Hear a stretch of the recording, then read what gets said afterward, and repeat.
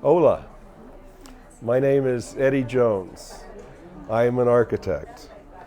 And I say that I am an architect with pride. I love being an architect. I always wanted to be an architect. Even when I was a small boy, I was interested in buildings and houses and floor plans and drawing and so it was easy for me to ascend through my education, always focusing on subjects that would, make me a better architect someday.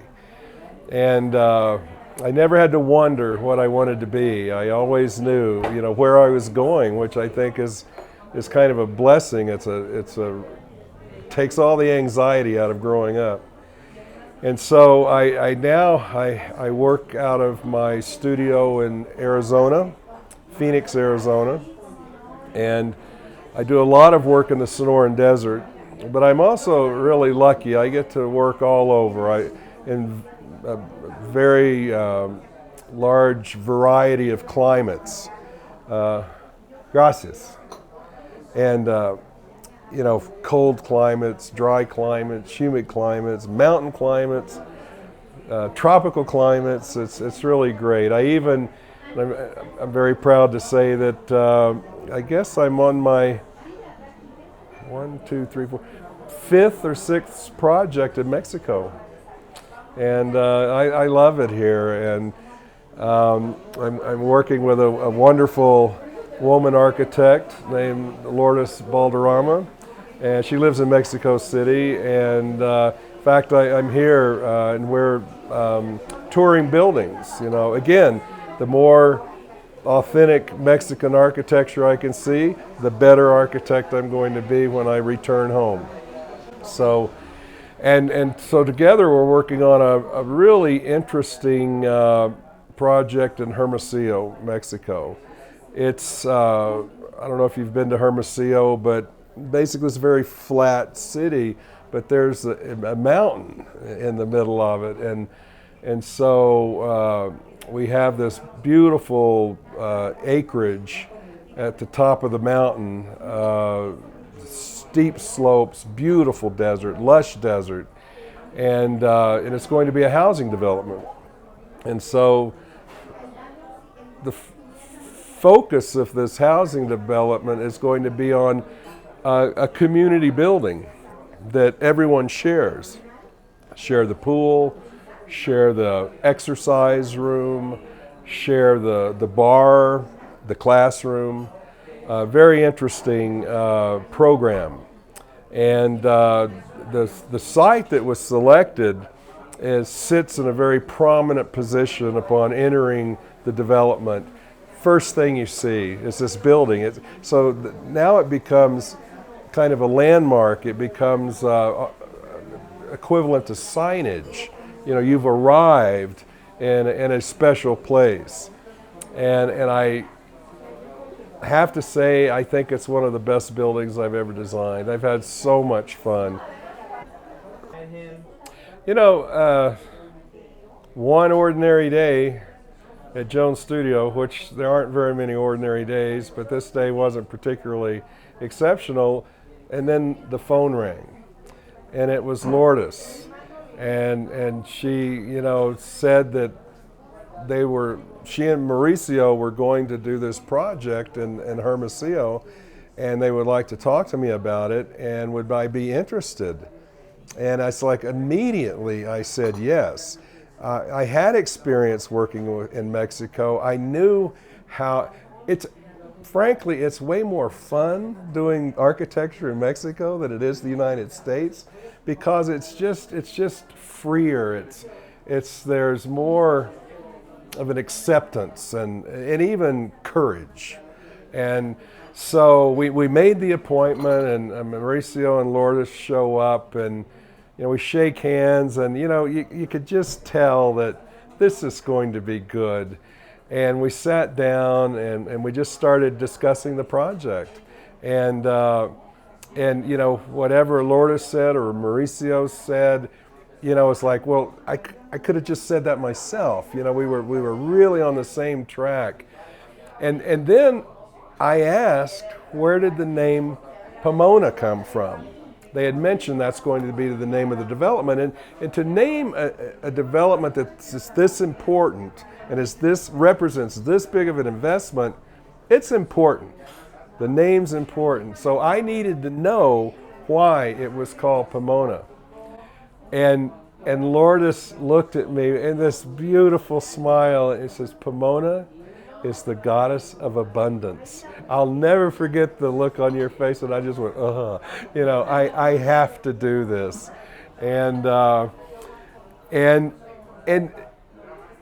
could tell that a seed had been planted at that first meeting, and the seed wasn't just about a business transaction, it was about a friendship that just keeps growing and growing and growing. Our relationship's really personal. I mean, heck, I'm here in Mexico City hanging out with Lourdes, the architect, and we're not doing anything on Pomona yet.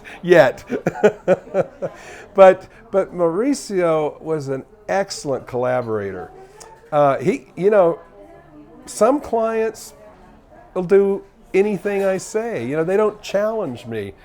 But when I sat down with Mauricio, I had developed maybe 3 options of, just diagrammatic options of, the program's about this big, this piece of the program's this big, this piece of the program's that big, this is big.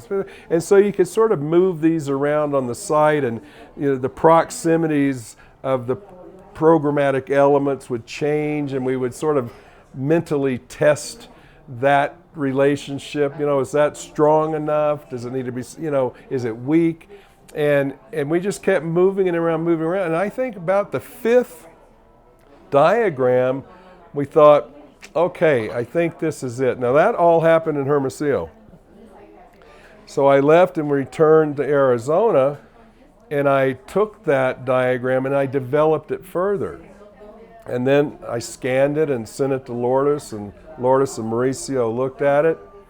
I fully expected to go, let's do it. That did not happen. Mauricio challenged it again. And so we changed the diagram. We changed it together, and it got better. And that's wonderful when we can say that this excellent project is a result of teamwork, of great, honest collaboration. No personal agendas. It's better because we did it together. And I think Mauricio would say it's better because we did it together, and I know Lourdes would say that too. So, from the beginning, this particular job's always been special to me because of the personal relationships. And it just keeps getting better. I mean, I want to buy a piece of property in the development and build a house. Probably can't afford it, but it would be a nice aspiration. Lourdes and Mauricio, who is the developer, we spent a lot of time looking at potential and looking at options and looking at arrangements. There's a wash that runs through the site, and it probably floods when it rains. And the building program was large enough that we had to take into account this wash. Do we try to build everything on one side? Do we build it on 2 sides? Do we bridge between? The final solution has the building as the bridge, spanning this wash. Beautiful. And you may be surprised to find out that one of the main building materials is dirt. It's called rammed earth construction. Rammed earth is an ancient, thousands of years old building technique, and I've had quite a bit of experience in using that material in Arizona, and so now we're trying it out in Hermosillo, Mexico, and I think it's going to be a perfect choice for this building. in addition to the rammed earth, we're making our own masonry. We custom designed a masonry block, and there's this bar, this clubhouse that's going to sit above a bar of rammed earth. So you have this mass and this heavy weight with this very light structure floating above it. It appears to be floating. So from entering the development, it's kind of a mysterious building, and it's like there's not very much glass. It doesn't tell you what it is. Potentially there's a beautiful statue. There's a piece of sculpture that we custom designed for this project. So I went on the internet and I found, ancient marble statues of Pomona in Rome, and then abstracted the statue into something far more contemporary. And so she sits, very prominently on the face of the public face of the building. Once you enter the building or get beyond the building, it's completely different. It's all glass facing north, because north is the softest exposure. It's the gentlest exposure. You get indirect light without the heat gain. So anybody that is occupying the building and utilizing the facilities also has this beautiful frame view of the desert. And you're sort of protected into this massive rammed earth space with this transparent wall looking out to the desert. So it's as if the desert is in the room, or it's as if the room were in the desert. And we're very enthusiastic about getting that building under construction and seeing what happens next. If you were to ask me to describe, what is going to be the experience of this building, I have to sort of verbally start in the street, before we ever even find the front door, because it is not obvious where the entry to this building is.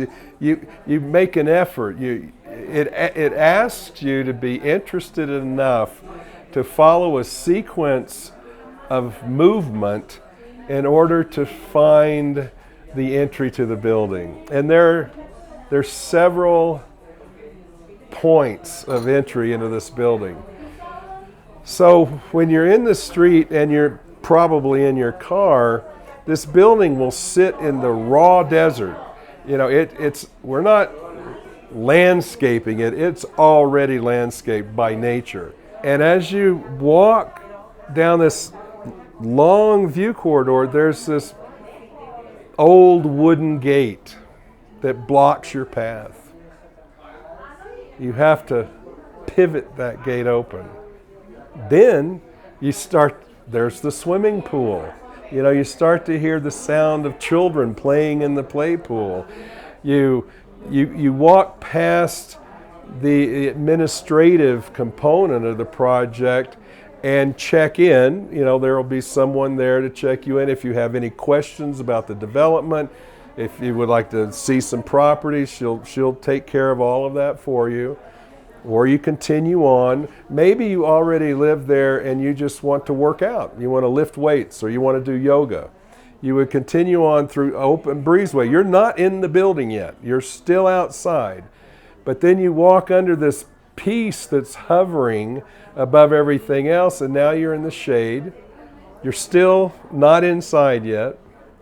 You see this large wooden wall with a push plate.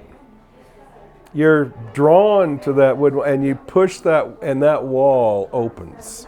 And now you're in the training room. You see the weights, you see the barbells, you see the treadmills, you see the step machines, the mirrors, and I hope what else you sense is that there's a thoughtfulness about the design of this very large space.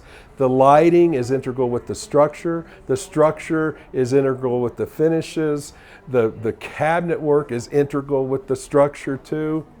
It's all designed as one sort of giant piece of furniture. All the parts are related to one another. And you don't know where the design began because it's so seamless that if you just sort of follow the mechanical system, the structural system, the electrical system, the furniture system, each one of those are augmenting the other element. I think we're all very proud of that. You can continue on and find what we call the yoga room. Now, the yoga room is, if we assign sort of human qualities to this building, the training room is very masculine. Dirt walls, raw desert. If you cross this masculine space, you will then enter a feminine space. The feminine space is elliptically shaped and it has a domed ceiling, a traditional boveda, Mexican boveda. And it is lined with mirrors on one side and then views of the desert beyond that. All of the glass open, so during the beautiful weather, it's an inside-outside experience. Even the public restrooms are beautiful. You open the door to the restroom, it's translucent glass. There's a piece of sculpture. Immediately when you walk in the door, you turn. There's this beautiful colored glass facing south, making the room glow. Say it's amber glass, the room is glowing amber. If you go into the women's restroom, then that room's going to glow a different color. And you will sense that color difference from outside through the translucent glass. In order to get to the bar upstairs, you ascend a set of stairs between two massive rammed earth walls. And once you get to the top, you're on a landing where Pomona sits as a guard to the whole development. You can turn once again, ascend some more stairs, and then you're in the bar, clubhouse, card room, library, again, a very masculine space. But when you're on that landing, you're standing on top of a room. It's not just a stair landing, there's a room below. It wasn't even programmed. It just naturally occurred in the architecture. And I'm sure it will be my favorite space when the building is built. You can go back downstairs and you walk through the desert to find another wooden wall, a much smaller wooden wall, and you open that and you step into a very chapel-like space. There's room for one or two people only. One of the best spaces in the building is the tiniest space. Once you ascend the stairs beyond Pomona and you open this glass door and now you're standing in the bar clubhouse, there's 12-inch glass strip that runs the full width of the building. You can see right through the floor to the place you were before. You can also look up and that same 12-inch glass strips looks up to the blue sky. It cuts the building in half. And on one side is more active, and on the other side of the light is more passive.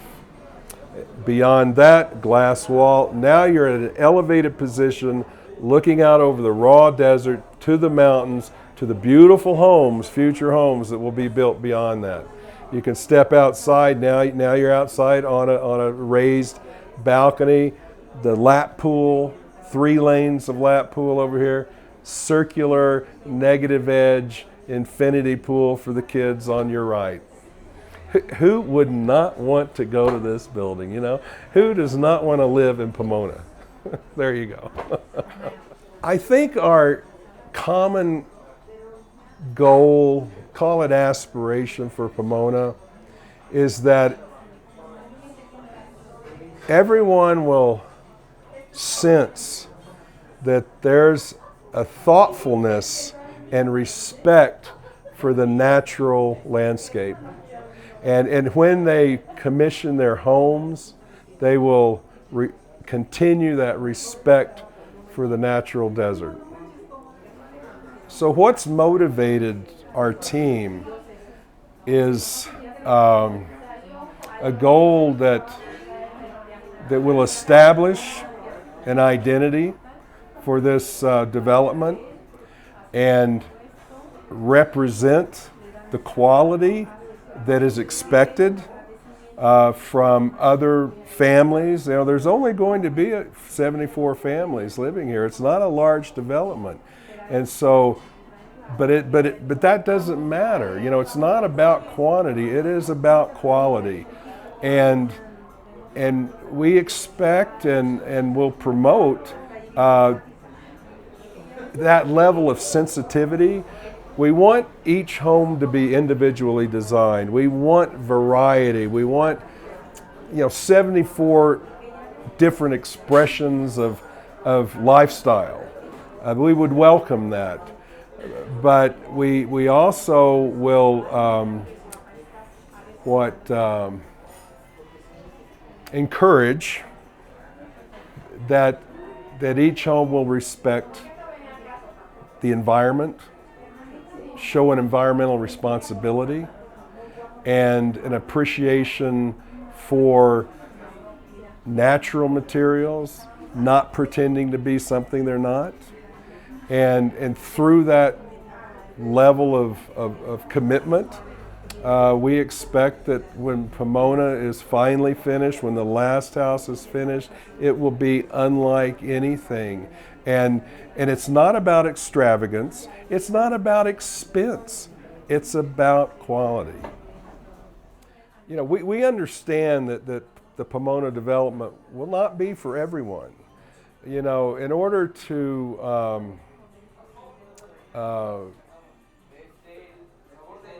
be compatible with the natural landscape, one has to appreciate a desert environment. One has to appreciate a desert lifestyle. This isn't about palm trees and grass and things that, other people would bring in to try and make it look more conventional. This is not a conventional development. This is for people that have overcome the, past traditions perhaps, or past lifestyles, and are willing to accept, and not only accept, but embrace the desert lifestyle, because it is beautiful, and it is unique, and it is special, and it's a privilege to get to live there.